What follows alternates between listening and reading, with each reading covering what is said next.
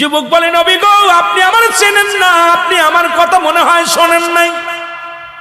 নবীজি বললেন, তুমি কে গো? যুবক বলি, ইয়া রাসূলুল্লাহ, ইয়া হাবিবাল্লাহ, আপনি কি জানেন না মক্কা মদিনার জমিনে যত কবর দেয়া হয়, এই কবর থেকে লাশ কাপনের কাপড় চুরি হয়ে যায়। নবী গো, আপনি কি জানেন না? নবী কয়, হ্যাঁ আমি জানি, কাপনের কাপড় চুরি হয়। এর চাইতে কষ্ট থাকতে পারে? নবী চোখের পানি ছেড়ে বলল, যুবক রে, মানুষ যাবার পরে 3 টুকরা কাপড় মাত্র সঙ্গী।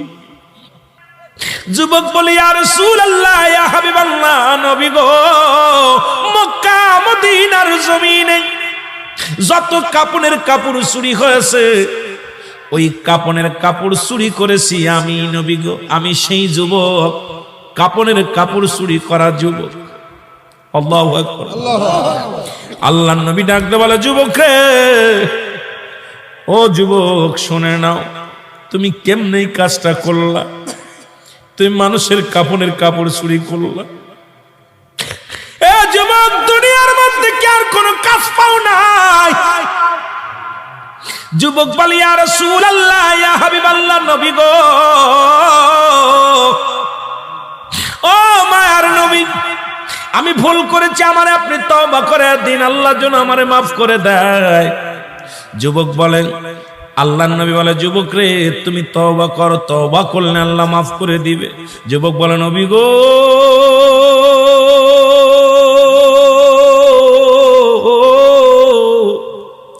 আমার বিশ্বাস এই জমিনের মধ্যে আমি তওবা করলে আমার গুনাহ মাফ হবে না, কারণ আমি এত বড় পাপী, আমি এত বড় অপরাধী।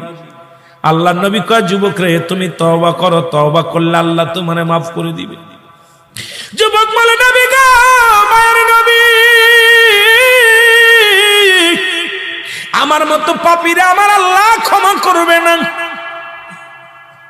আল্লাহর নবী বলে, যুবক রে, তুমি তওবা করো, তোমারে মাফ করে দিবে আমার আল্লাহ।